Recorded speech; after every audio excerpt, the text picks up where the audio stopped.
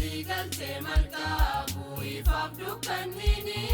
Tokkummaa malikaabdu biyya lafatini Walgeettan keessa maali dukkaana wajjini Maaliif wal fakkaatani warraana manneeni Hojjaa dukkaanaatiif ifaamatu waliin ga'e Tokkummaa uummataan isaan biyya lafatanaan Ardiin sababii keessaniif maqaa koo arrabsan Jedhee wajjinuu millee gadhiisa guddaadhaani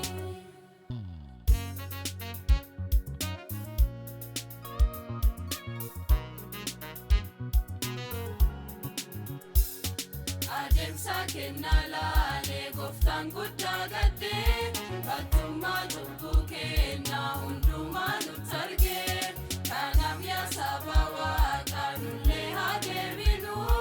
Ajaja abbaa kennaa saniisaa dhageenyu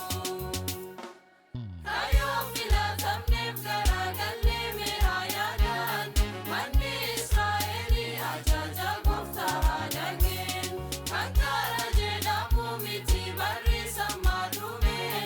Inni waa hubatu garaa Waaqaa ofii dhiyaate